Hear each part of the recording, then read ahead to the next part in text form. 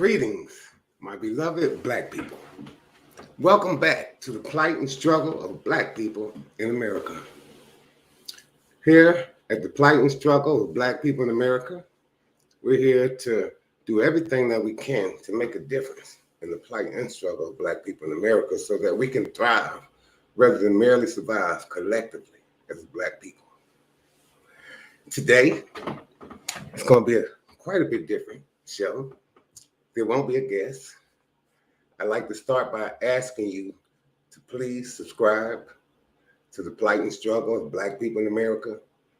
As you subscribe, would you please like and share? And these are free things that I'm asking you to do. It doesn't cost anything. Now, moving on to today's show. Today, I decided that I'll talk about some of my particular life experiences in hopes that it helps somebody. I mean, I like helping all of our people. However, my primary target is the children, the youth. No question about them being our future, but I tell you, how can you not love a child? And unfortunately and sadly, there are some people who do not love children. That's pretty amazing to me.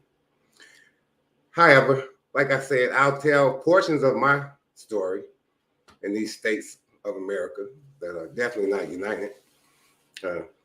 My story starts out being born and raised in the ghetto of North Philadelphia, 1716 Taney Street, right off of Columbia Avenue, which is now Cecil B. Moore.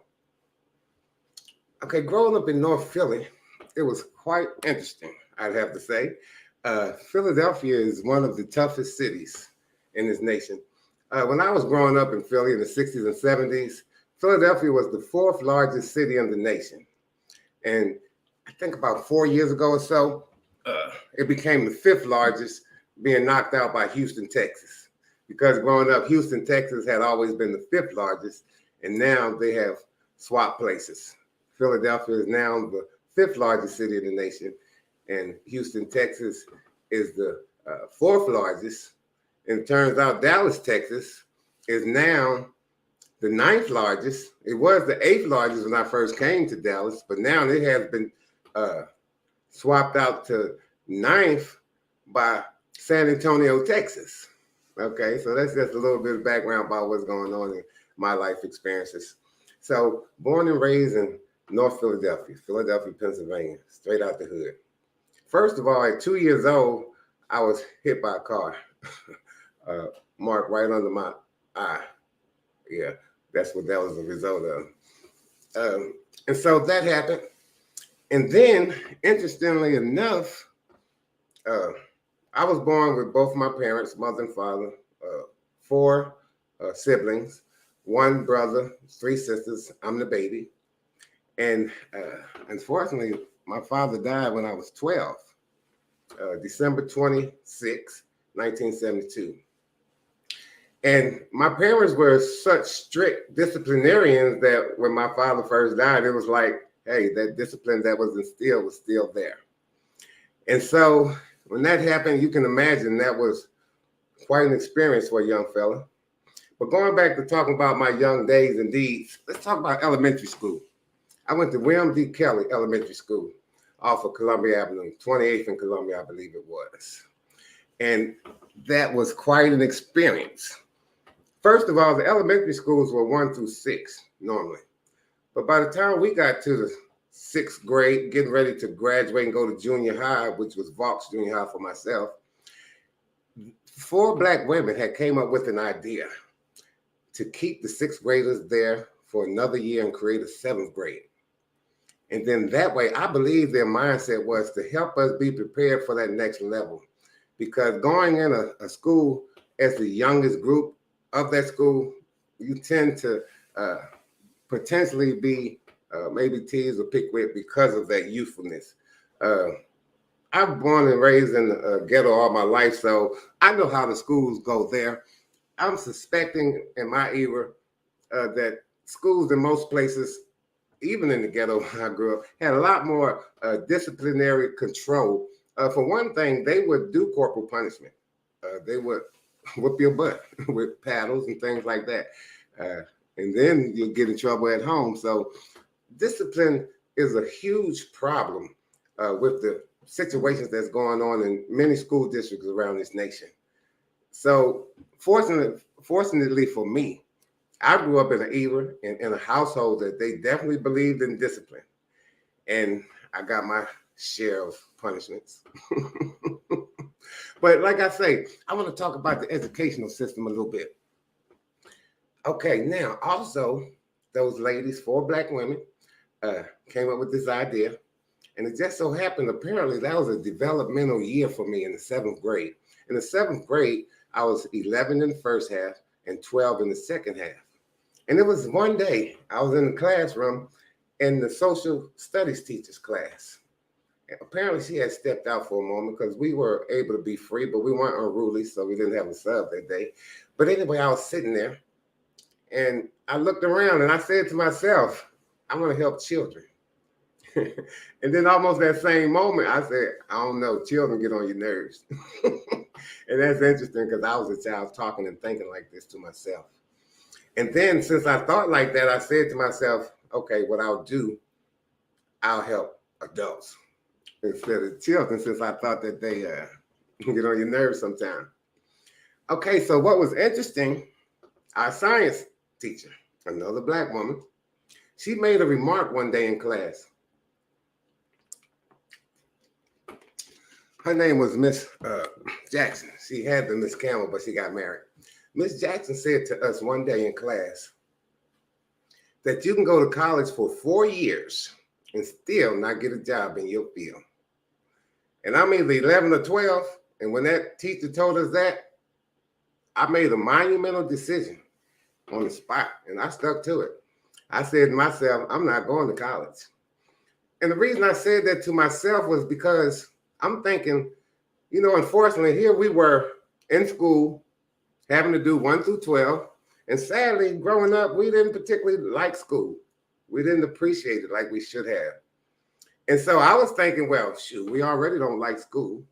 So she telling me we got to finish 1 through 12, go to college for 4 years, and still might not get a job in our field. And that's when my logic said that ain't the way to go. And fortunately, I stuck to it. Long story short, initially after finishing high school at Benjamin Franklin High School in 1977, which at that time was an all-male high school in Philadelphia public school system. And that was my first place that I saw Reverend Leon Selvin inside the cafeteria one day. And it turned out that brother was the one that founded OIC, Opportunities Industrialization Centers. And it went international even. I know they had one in Dallas. They had some in Africa. And so it turned out, okay, I applied after finishing high school, or getting ready to finish high school, applied for a BEOG grant, Basic Education Opportunity Grant. Because I wanted to go to this trade school in Lancaster, Pennsylvania, titled Thaddeus Stevens State School of Technology. Okay, so I applied for this grant. But then I was denied the grant, and they told me the reason was because I wasn't registered to vote. Now, I finished high school, but I was 17. So how can I register to vote or be registered to vote if I'm not old enough? So you can imagine that was a huge weight on my mind. So I'm trying to figure out, okay, what can I do? Anyway, I remembered OIC, and I even saw Reverend Leon Sullivan in the cafeteria one day in junior high school. And I was sitting at the table. The brother somehow was standing right beside me, just looking at the youngsters. And I looked up, boy, that brother was tall. He was like 6'5". And so I never knew that one day his works would be part of the saving of my situation. Because I needed a way to stay in school full time to keep those Social Security checks going. Because see, my pop had died when I was 12, like I said.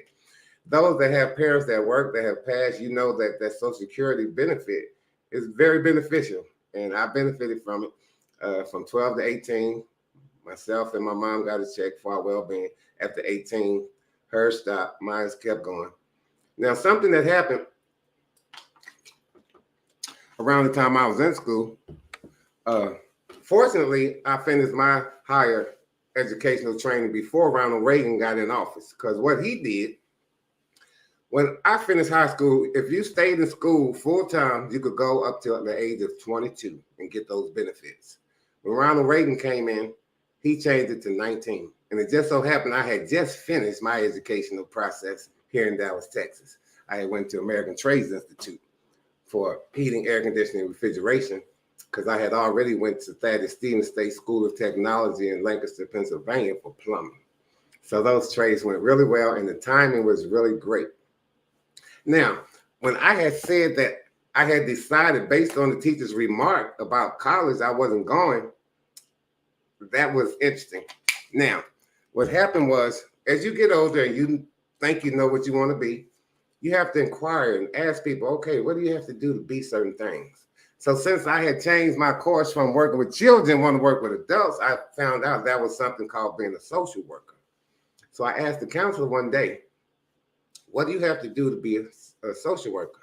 She said, well, first you have to go to college for 4 years, and then she was going to continue. I said, that's okay, because I already decided I'm not going to college.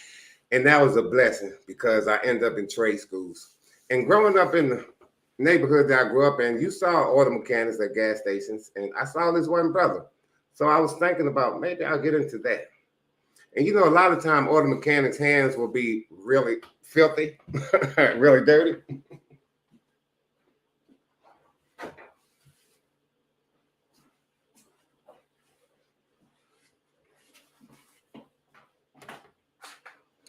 Well, anyway, that's the way this fella was at work. So I saw the guy one day on a Sunday, he had on a suit. And I got close enough to him to see his hands, and I saw his hands, and they were filthy like he was still at work. I said, oh, well, I ain't being no auto mechanic. I changed my mind on the spot. And one day, I just happened to see a black man doing some work in a building. For some reason, I thought it was plumbing he was doing, but I ended up finding out later that he was welding after I found out some things. And so I decided, okay, maybe plumbing would be it. Now, what's interesting, when I was in high school, I didn't do my best, like a lot of us, unfortunately. And I even had a problem not going to class. First report period in 11th grade, I had 2 E's and the rest F's. So that speaks for itself. So fortunately, I did get on track. What got me on track was while I was out there cutting classes right across from the high school was 2 restaurants, Max and Julio. And the police officers were raided sometimes.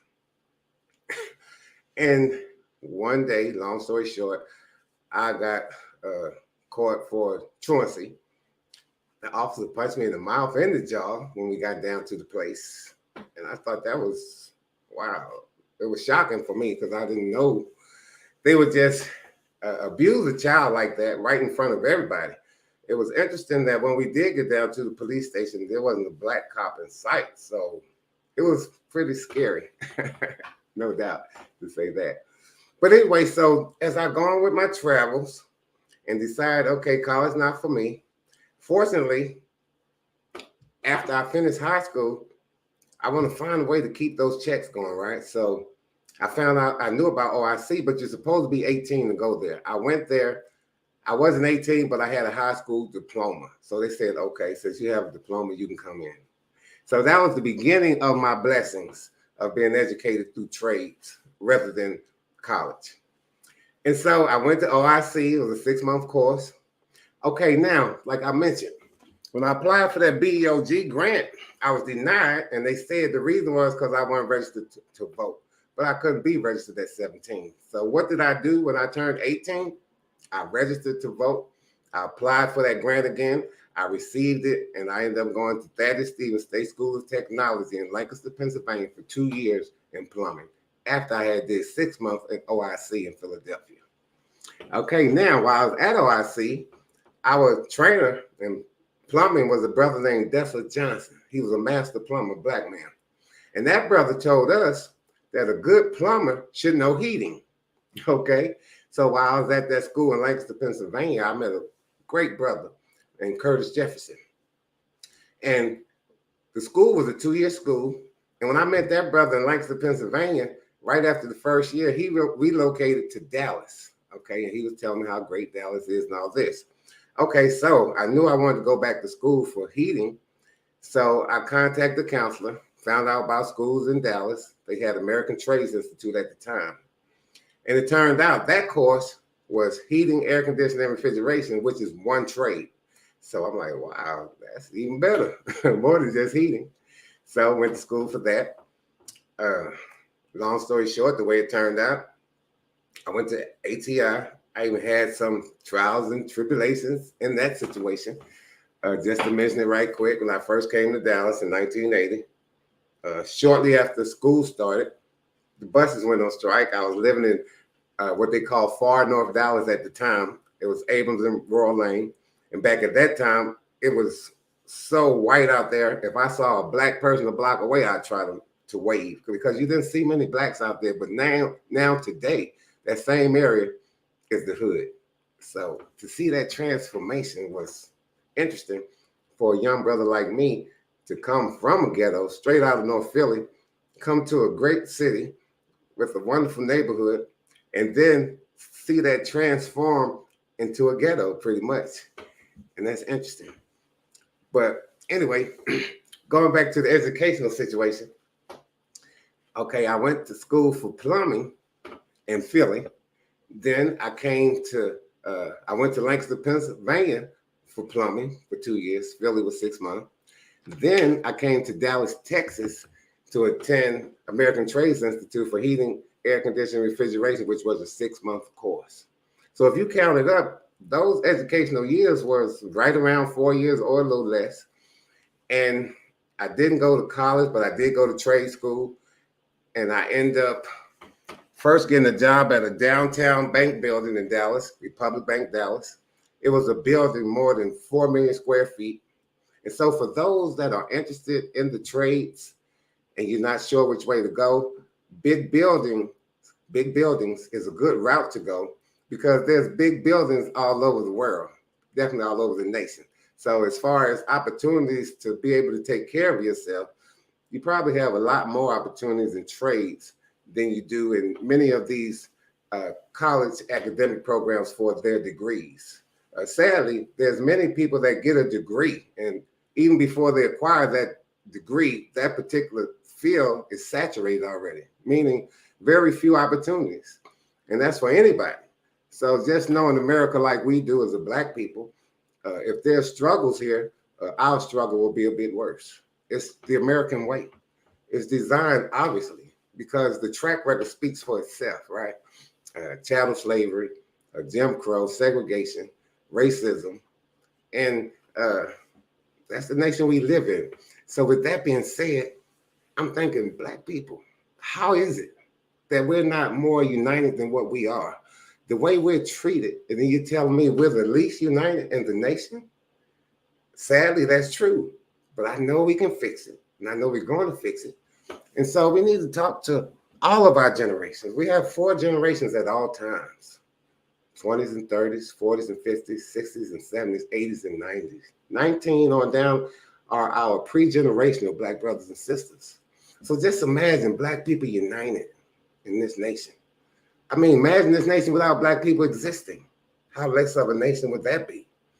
So Black people, we've got to realize who we are.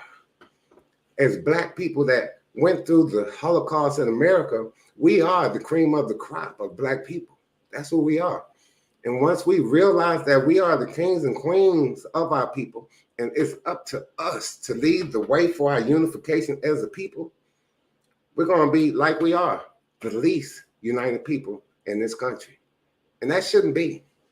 If you look at the track record and history, Black people should be the most united people in this nation. So we do know that they're using different tools. They're targeting us, our children, our ancestors. Speaking of our ancestors, let's talk about Carter G. Woodson for a second. This brother is the reason that we have Black History Month. And sadly, the vast majority of Black people don't even know who Carter G. Woodson was. And that's sad. But I know we're going to fix it. We can. We're on our way. You know, things are not as dire for Black people as they look. Because if you're going by the way it looks, those looks are coming from outside sources. This mass media in America, it has no good intentions for Black people. Sadly, this nation, this country of America, has no good intentions for Black people. Never have, never will. So we've got to be honest about everything, my brothers and sisters. Keep it real, do it right, and know that Black on Black love is our solution. Loving on Black people.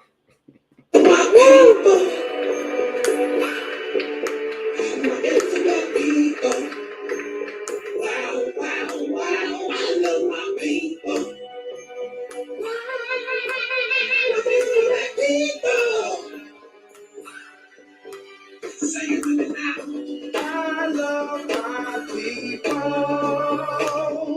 beautiful Black people.